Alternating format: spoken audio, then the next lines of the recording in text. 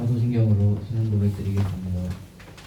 영원하사 천지를 만드신 하나님의 아버지를 내가 믿사오니 그 외아들 우리 주 예수 그리스도를 믿사오니 이는 성령으로 잉태하사 성령을 아버지에게 나시고 은비와 빌라도에게 전하를 받사 직사를 갚아 주시고 항상 제2 안에 중자 가운데서 다시 살아나시고 하늘에 올라 진행하신 하나님 이기는 양자가 계시다가 그로서 산자와 죽은 자를 시판하러 오시리라. 하나님을 믿사오며 거룩한 복이나 성부가 교통하는 것과 죄를 사하여 주시는 것과 우리 다시 사는 것과 영원히 사는 것을 믿사오리라. 찬송가 2일장입니다.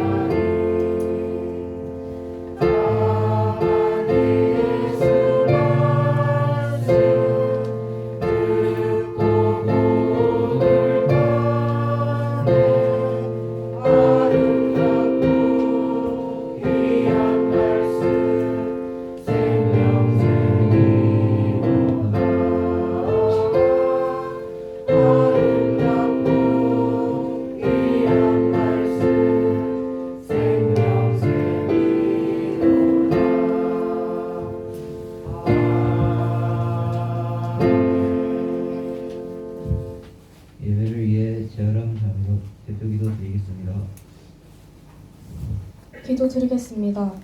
하나님 아버지, 한 주간 저희 옆에 계셔주시고 오늘 예배의 자리에 나오게 해주심에 감사드립니다. 지금까지 저지른 죄가 있다면 용서하여 주세요. 바울과 신라는 시간을 정해놓고 기도와 찬양하는 거룩한 습관이 있습니다. 주일뿐만 아니라 평소에도 하나님께 기도와 찬양을 드리는 거룩한 습관을 가진 제가 되게 해주세요. 또한 내 친구, 가족들을 위해 기도할 수 있는 그릇이 되게 해주세요. 이제 하나님을 향한 예배를 드립니다. 말씀을 전하시는 목사님께 은혜를 내려주세요. 온전히 영과 진리로 예배를 드릴 수 있게 하여 주시고 말씀을 마음 깊이 새기고 그 말씀으로 한 주를 잘 살아갈 수 있게 도와주세요. 예수님의 이름으로 기도드립니다.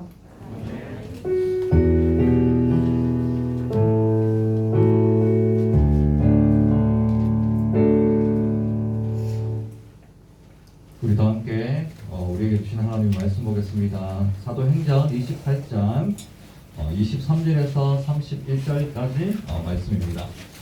이 사도행전 마지막 장입니다. 28장 23절에서부터 31절까지 우리 말씀 보도록 하겠습니다.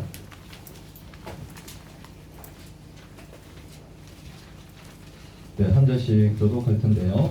목사님 먼저 공독하도록 하겠습니다. 그들이 날짜를 정하고 그가 유숙하는 집에 많이 오니 바울이 아침부터 저녁까지 강론하여 하나님의 나라를 증언하고 모세의 율법과 선지자의 말을 가지고 예수에 대하여 권하더라.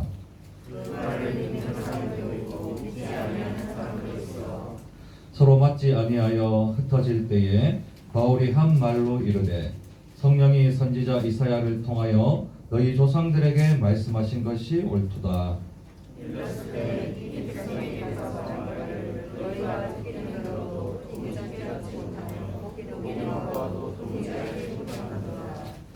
이 백성들의 마음이 우둔하여져서 그 귀로는 둔하게 듣고 그 눈은 감았으니 이는 눈으로 보고 귀로 듣고 마음으로 깨달아 돌아오면 내가 고쳐줄까 함이라 하였으니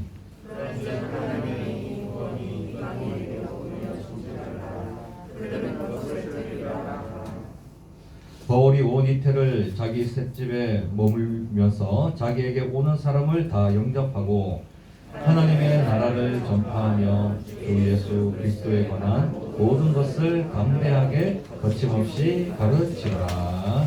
아멘. 여기 앞에 보시면 우리 아저씨가 한 명 나올 거예요. 일본 사람인데 지금 네. 일반 평범한 아저씨 같지만 손에 들고 있는 게 뭘까요? 잘 안 보이죠? 바로 LED입니다. LED. 고휘도 청색 이제 LED라고 해서 이 아저씨 이름은 나카무라 슈지. 나카무라 슈지상. 예. 이 분은 어떤 분이냐? 2014년 노벨 물리학상을 받은 아주 유명한 인물이에요. 우리가 흔히 아는 이 LED 있잖아요. 이 LED를 상용화하고 제품화하는데 큰 기여를 했기 때문인데요. 이 나카무라 슈지는 그 노벨 물리학상을 받을 만한 과거에 그러한 사람이었냐 보면 이 나카무라 슈지는 공부는 좀 그저 그렇게 좀 잘했던 것 같아요. 그러나 이제 좋은 대학에는 가지 못하고 지방대에 일본의 그냥 지방대에 있는 도쿠시마 대학교에 입학하게 됩니다. 그리고 그곳에서 지방대에서 공부하다가 일본 최고의 공학부가 있는 교토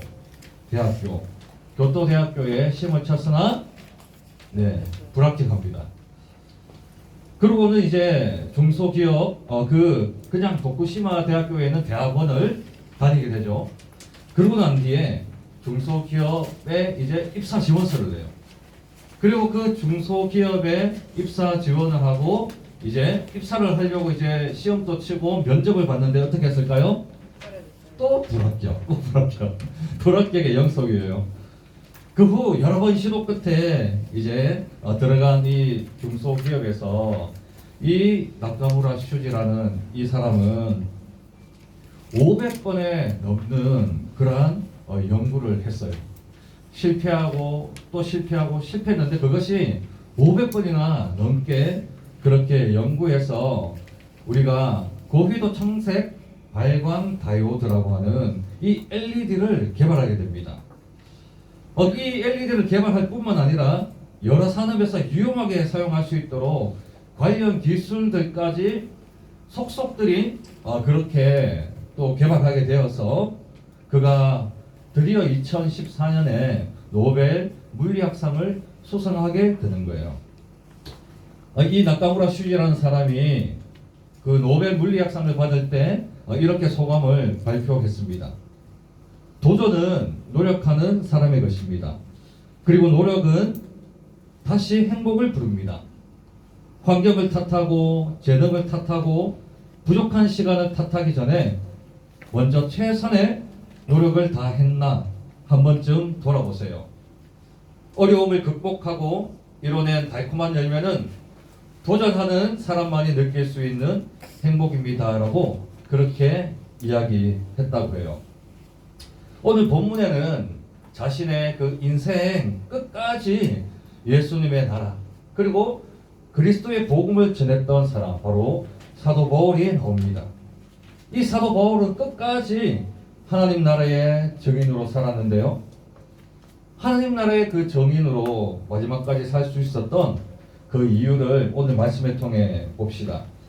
자, 사도 바울은 3차 전도 여행을 다 마친 후에 그 선교지에서 모여 있던 이 헌금을 가지고 예루살렘 교회에 전달하려고 예루살렘에 갑니다. 그런데 그곳에서 바울은 그 예루살렘에 있는 유대인들에게 복음을 또 전했어요. 이 사도 바울은 복음 전하는 게 일이었어요. 그런데 그 유대인들이 그리스도의 복음을 좋아합니까? 안 좋아합니까? 안 좋아요, 안 좋아해요. 예수님께서 자기가 하나님의 아들이다, 메시아라고 해서 그 사형을 당했잖아요. 그렇기에 바울이 전하는 이 그리스도의 이 복음은 그 유대인들에게는 이단과 같은 그 유대의 사회를 파괴하는 것과 같은 그런 행위였기에 이 사도 바울은 예루살렘에서 복음을 전할 때 또 큰 핍박을 받아요. 그래서 그 당시 예루살렘을 지키고 있던 로마 군인에 의해서 다시 로마로 압송되게 됩니다. 왜 압송되냐? 예수 그리스도를 전했다라는 그 이유 하나만으로 그 유대인들, 고위급 유대인들이 이 바울을 어떻게 해요? 죄인 취급했기 때문입니다. 그래서 로마에 가서 이 바울은 가택연금이라는 거 알고 계시죠? 자기 집에서 있는 곳에서 나가지 못하고 옥살이를 하는 거예요. 감시를 받고. 자, 그렇게 감금이 된 이 바울은 무엇을 할까요? 바울이 늘 하던 거 있잖아요. 로마에 도착하자마자 바울이 가장 먼저 한 일은 우리 23절 말씀이에요. 23절 말씀 보시면 그들이 날짜를 정하고 그가 유숙하는 집에 많이 오니 그는 바로 바울이죠. 바울이 아침부터 저녁까지 강론하여 하나님의 나라를 증언하고 모세의 율법과 선지자의 말을 가지고 예수에 대하여 권하더라. 이 마이크가 좀 울리는 것 같은데, 그죠? 네. 이 바울이 가장 먼저 한 일은 여러분 바로 복음 전도에서 복음 전도. 보세요. 여기서 그들이란 로마에 사는 유대인들, 이 유대인들이 가택연금되어 있는 자기 집에 갇혀 있는 이 죄인 바울을 찾아갔다라는 거예요. 그리고 그 시간을 정해놓고 찾아갔다라는 거는 이 유대인들이 낮은 신분이 아니라 높은 신분의 이 유대인들이었다는 거예요. 이 높은 신분의 이 유대인들이 이 죄인임에도 불구하고 나를 정해서 바울을 만났어요. 왜냐? 그 당시로 바울은 유대인으로서 가말리엘 학파의 최고의 엘리트로서 유명세를 떨쳤기 때문에 유대인이라고 한다라면 바울, 즉 바울 되기 전에 그 사울을 모를 수가 없는 거예요. 가말리엘 학파의 사울이라고 하면 유대인들은 다 알고 있었던 거예요. 그렇기에 이 바울이라는 사람이 사울이라는 사람이 바울이 되었고 이 바울이 비록 예수 그리스도를 전했지만 그래서 죄인이 되었지만 그러나 이 바울을 한번 만나보고 싶다. 바울의 이야기를 한번 듣고 싶다. 바울이 전하는 그 하나님의 말씀을 풀어주는 하나님의 말씀을 듣고 싶다고 하여서 이 유대인들이 신앙과 믿음을 가지고 간 게 아니라 그 유명했던 바울을 그냥 찾아갔다라는 거예요. 그 하나님의 말씀을 듣고는 어떠한 사람은 예수님을 믿게 되었어요. 어떠한 사람은 예수님을 부정하기도 했죠. 여러분 같았으면 이 바울이 전하는 예수 그리스도, 이 예수 그리스도는 바로 바울이 지금 옥에 갇힌 주 혐의예요. 혐의죠. 그 죄. 그러니까 예수님을 전한다라는 것은 다시 그 죄를 다시 짓는 거예요. 그럼에도 불구하고 바울은 그 하나님의 말씀을 잘 풀어서 구약신앙 모세 오경과 선지자의 말씀을 잘 풀어서 이 말씀이 바로 예수 그리스도 오심을 증거하는 것이다 라고 결국에는 자신의 주 범죄였던 혐의였던 이 예수 그리스도를 담대하게 전하게 되는 겁니다. 어떻게 해요? 아침부터 저녁까지 말씀을 전했다는 겁니다. 여러분 보세요. 그럼 보세요. 바울은 성경 전문가예요. 성경 전문가. 특히 이방인들에게 복음을 전할 수 있는 준비가 되어 있던 바울이었습니다. 그래서 자신의 고향 예루살렘에서도 복음을 전했어요. 다른 나라에서도 3차 선교 전도 여행을 갈 만큼 많은 나라에서 복음을 전했어요. 심지어 제수가 되었어요. 제수로서 이제 감금이 되어 있는 상태인데도 뭘 해요? 복음을 전하고 있다는 거예요. 어디에서나 내가 어떤 상황에서나 어떤 신분에서나 복음을 전하고 있다는 겁니다. 왜 그럴까요? 왜 그럴까요? 왜 그럴까요? 이게 중요한 거 아닙니까? 왜 바울이 어떠한 곳이든지 복음을 전할 수 있고 자기가 어떤 입장이든지 복음을 전할 수 있고 죄인인데 어떻게 복음을 전할 수 있냐는 거예요. 왜냐? 바울이 그만큼 준비된 그릇이라는 겁니다. 준비된 그릇. 여러분, 바울을 찾아갔는데 바울이 전하는 하나님의 말씀이 수준이 낮고 아무런 재미가 없었다면 이 고위급 유대인들이 나를 정해놓고 갔을까요? 그런데 이것을 2년 동안 했다고요. 2년 동안. 온 이태 동안. 2년이거든요. 2년 동안 했대요. 이거는. 그들이 한 번 가고 두 번 가고 재미없으면요 안 가요. 그런데 어떻게 해요? 바울이 성경을 그만큼 잘 알고 이 말씀을 전하는데 능력이 있기 때문에 이 유대인들이 갔고, 여러분들이 하나님이라면 바울이 준비도 안 되어 있는데 사용하겠어요? 사용하지 않겠어요? 못 사용해요. 여러분 밥을 먹으려고, 아니요, 여러분이 이제 물을 이제 마시려고 컵을 찾는데 컵에 이물질이 있고 더럽고 먼지가 쌓여 있으면 그 컵을 사용할 수 있어요? 없어요? 못 사용해요. 깨끗하게 해서 컵을 깨끗하게 준비해야 그제서야 물을 따라서 그 물을 마실 수 있는 거예요. 그릇은 사용할 준비, 무언가 담을 수 있는 준비가 되어야 되죠. 만일에 바울이 이방인들에게 복음을 전하는 그 준비가 되어 있지 않다, 이방인들을 담을 그릇이 아니었다라고 하면 하나님께서 바울을 사용하지도 않으셨겠죠. 그것이 중요한 거예요. 바울이 준비가 되어 있었기 때문에, 바울이 준비했기 때문에 열심히 공부하고 또 열심히 복음을 전할 준비가 되어 있었기 때문에 여러분, 바울이 어디에 있든 어떠한 상황이든 죄인이든 자유인이든 상관없이 하나님은 바울을 통해서 이방인들에게 복음을 전하는, 그리스도를 전하는, 그 일평생 예수님을 전하는 그러한 사람으로서 사용하셨다라는 겁니다. 이게 중요한 거죠. 그래서 여러분이 공부하지 않고 게으르고 멍 때리고 나는 뭘 해서 먹고 사나, 공부 너무 지겨운데 이렇게 시간을 허비하다 보면 어떻게 돼요? 하나님께서 사용하실 준비가 도무지 되어 있지 않는 거예요. 그러면 여러분들이 하나님께 귀하게 쓰임받기가 힘든 거죠. 자, 또 하나의 교훈이 있습니다. 여러분, 목표와 꿈과 사명감이 있다면 여러분, 좌절과 두려움은 아무런 소용이 없다라는 거예요. 오늘 본문 30절과 31절 보세요. 바울이 온 이태를 자기 셋집에 머물면서, 즉 온 2년 동안 온전히 자기의 셋방집에 머물면서 자기에게 오는 사람을 다 영접하고 하나님의 나라를 전파하여 예수 그리스도에 관한 모든 것을 담대하게 거침없이 가르치더라. 왜 담대하게 거침없이라는 표현을 씁니까? 그냥 전하면 되잖아요. 복음은 전하면 되는데 왜 담대함이 필요하고 왜 거침없이 전해야 돼요? 죄이기 때문에.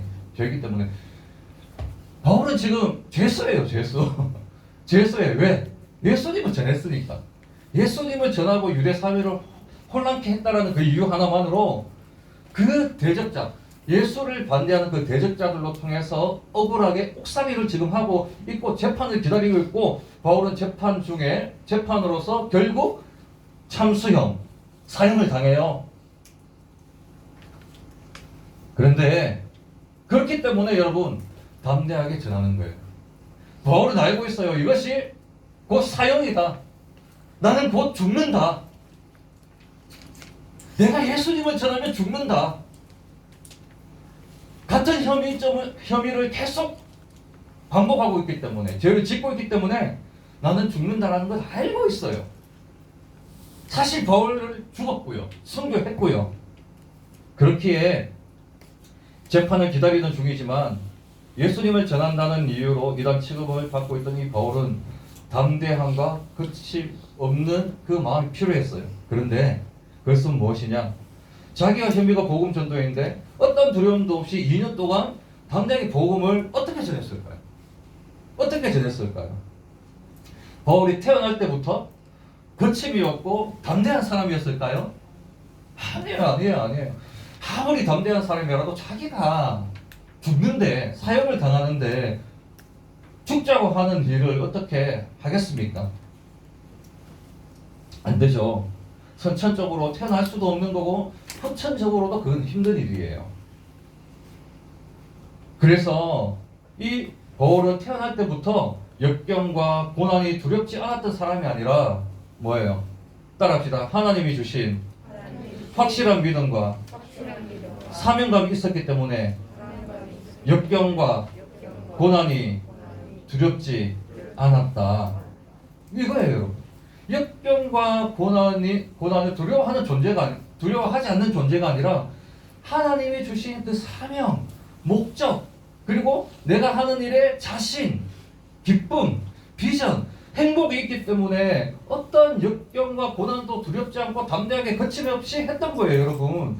여러분 인생에서 거침없길 원합니까? 담대하게 원합니까? 그럼 바울처럼 준비하면 돼요?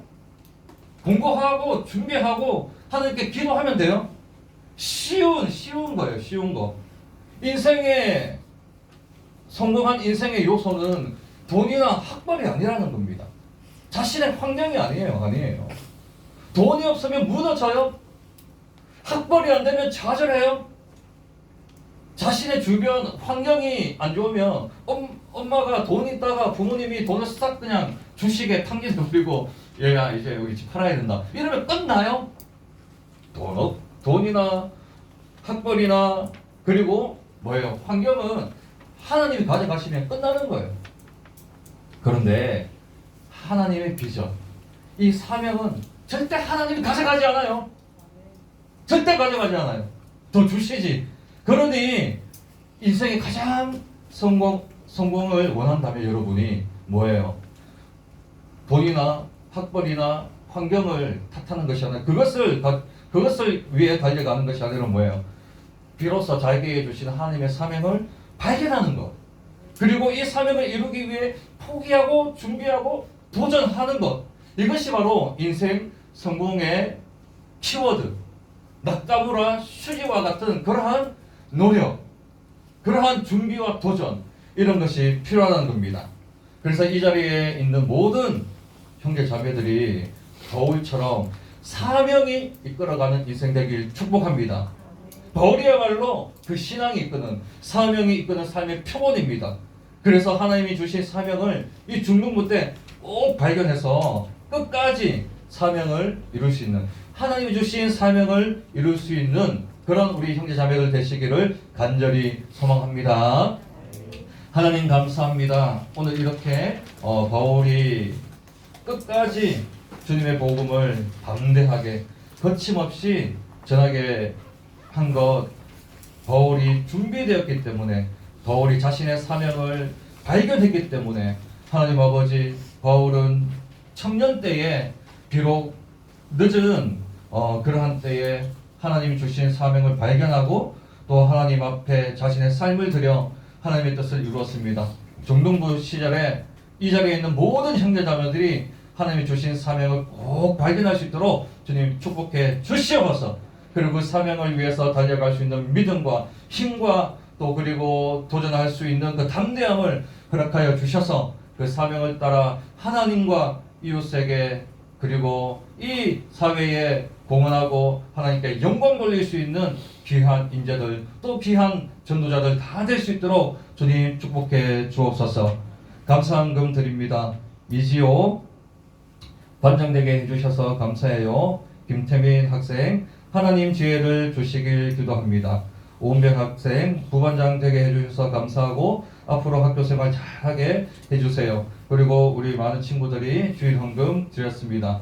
하나님 아버지 감사합니다. 이렇게 주님 앞에 감사의 제목을 가지고 주님 앞에 감사 헌금을 드린 우리 친구들과 그리고 주일에 헌금을 드린 우리 모든 친구들 과일과 같이 사명감으로 똘똘 뭉쳐 하나님 그 인생을 주님 앞에 귀하게 드릴 수 있는 그러한 과일과 같은 전도자 리더자로 인재로 살아갈 수 있도록 주님 축복해 주옵소서. 예수님의 이름으로 기도하옵나이다. 아멘.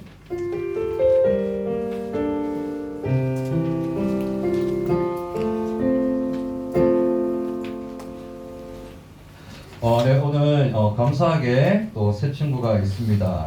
자, 우리 인도자는 임규리 친구고요. 그리고 전도 새 친구의 이름은 바로 김채린 친구입니다.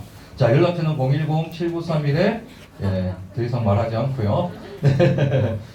일어나셔서 앞으로 나오시면은 축하하는 시간 갖도록 하겠습니다. 우리 규리 친구와 채린이 친구 앞으로 나와주세요. 네, 요 상품권이고요.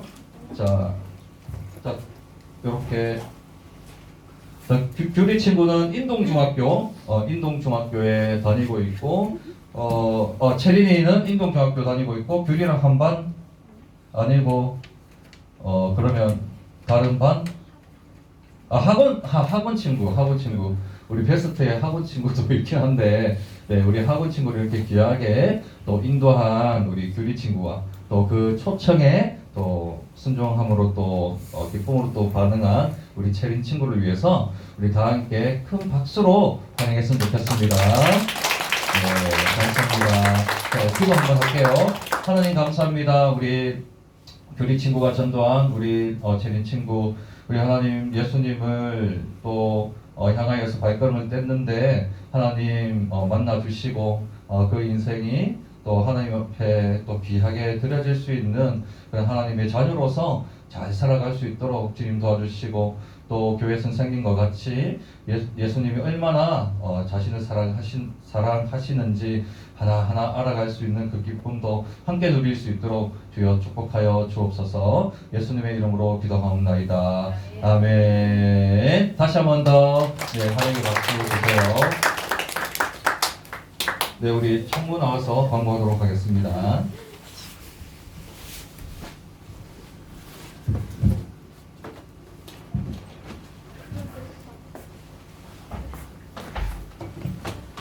공고하겠습니다. 오늘 처음 나온 친구 주님의 이름으로 환영해요. 현장 예배와 온라인 예배를 함께 공유해 드려요.